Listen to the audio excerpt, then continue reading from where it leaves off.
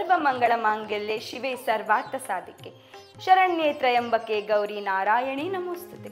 ನಾಡಿನ ಸಮಸ್ತ ಜನರಿಗೆ ಸಿರಿ ಟಿವಿ ವತಿಯಿಂದ ಗೌರಿ ಹಬ್ಬದ ಹಾರ್ದಿಕ ಶುಭಾಶಯಗಳು. ನೀವು ನೋಡ್ತಾ ಇದ್ದೀರಾ ಸಿರಿ ಟಿವಿ, ನಾನು ಅನುಶ್ರೀ ಗೌಡ.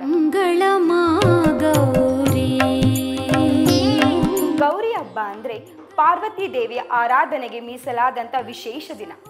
ಈ ಶುಭ ದಿನದಂದು ನಿಮ್ಮೆಲ್ಲರ ಮನೆಯಲ್ಲಿ ಸುಖ, ಶಾಂತಿ, ನೆಮ್ಮದಿ ಹಾಗೂ ಸೌಭಾಗ್ಯ ಇರಲಿ ಎಂದು ನಮ್ಮ ಸಿರಿ ಕುಟುಂಬದ ಹಾರೈಕೆ. ಕನ್ನಡಿಗರ ಮನೆಯಲ್ಲಿ ಗೌರಿ ಹಬ್ಬ ಅಂದ್ರೆ ಸಾಕು, ಒಂದು ಸಂತೋಷದ ದಿನವಾಗಿರುತ್ತೆ.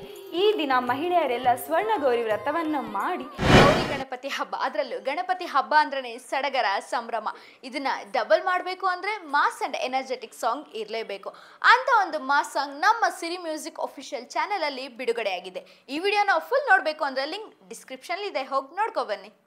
ಮನೆಗೆ ಸೌಭಾಗ್ಯ, ಆರೋಗ್ಯ ಮತ್ತು ಸಂತಾನ ಭಾಗ್ಯ ಪ್ರಾಪ್ತಿಯಾಗಲಿ ಎಂದು ಪ್ರಾರ್ಥನೆ ಮಾಡ್ತಾರೆ.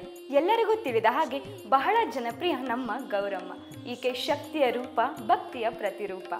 ಪೌರಾಣಿಕ ಕಥೆಯ ಪ್ರಕಾರ ಪಾರ್ವತಿ ದೇವಿಯವರೇ ಗೌರಿ ರೂಪದಲ್ಲಿ ಭೂಲೋಕಕ್ಕೆ ಬಂದು ಭಕ್ತರ ಪ್ರಾರ್ಥನೆಯನ್ನ ಕೇಳಿಸ್ಕೊಳ್ತಿದ್ರು. ನಂತರದಲ್ಲಿ ಅವರ ತಪಸ್ಸಿಗೆ ಮೆಚ್ಚಿ ಜನರಿಗೆ ಸಂತೋಷವನ್ನ, ಸಂತಾನ ಭಾಗ್ಯವನ್ನ ಕೊಟ್ಟಿದ್ದಾರೆ. ಹಬ್ಬದ ದಿನ ಮನೆ ಮನೆಗಳಲ್ಲಿ ಮಾಂಗಲ್ಯ, ಬಂಗಾರ ಅಲಂಕಾರ ಹಾಗೂ ಸುವರ್ಣ ಗೌರಿ ಪ್ರತಿಮೆಯನ್ನ ಇಟ್ಟ ಪೂಜಿಸ್ತಾರೆ.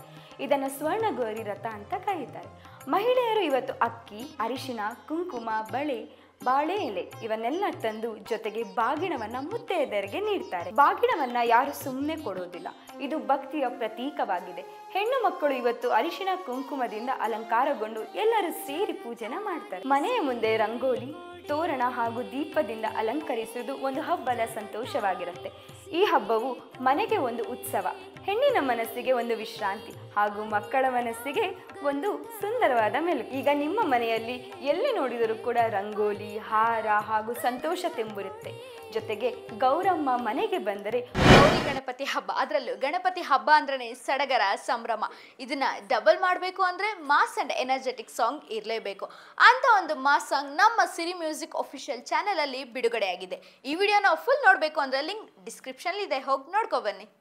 ಒಂದು ಅದ್ಭುತ ಶಕ್ತಿ ಬರುತ್ತೆ, ಮನಸ್ಸಿಗೆ ನೆಮ್ಮದಿ ಎಂದು ಎಲ್ಲರೂ ನಂಬಿದ್ದಾರೆ. ಅದಕ್ಕೆ ಗೌರಿ ಹಬ್ಬ ಅಂದ್ರೆ ಸುಮ್ಮನೆ ಹಬ್ಬ ಅಲ್ಲ, ಭಕ್ತಿ, ಸ್ನೇಹ ಮತ್ತು ಕುಟುಂಬ ಒಟ್ಟಿಗೆ ಸೇರುವಂತ ಶುಭ ದಿನ. ಹಾಗೆ ಗೌರಿ ಹಬ್ಬವನ್ನ ಗಣೇಶ ಹಬ್ಬಕ್ಕಿಂತ ಮುಂಚಿತವಾಗಿ ಯಾಕೆ ಮಾಡ್ತಾರೆ ಎನ್ನುವ ಪ್ರಶ್ನೆ ಎಲ್ಲರಲ್ಲಿಯೂ ಇದೆ. ಅದಕ್ಕೆ ಉತ್ತರ ಇಲ್ಲಿದೆ. ಪೌರಾಣಿಕ ಕಥೆಗಳ ಪ್ರಕಾರ ಗೌರಿ ದೇವಿಯ ಪೂಜೆಯ ಫಲವನ್ನ ಗಣಪತಿ ಬಂದು ಕೊಡುತ್ತಾರೆ. ಅದಕ್ಕಾಗಿ ಮೊದಲು ಗೌರಿಯ ಪೂಜೆ, ಅದಾದ ಮೇಲೆ ಗಣೇಶನ ಪೂಜೆ ನಡೆಸುತ್ತಾರೆ.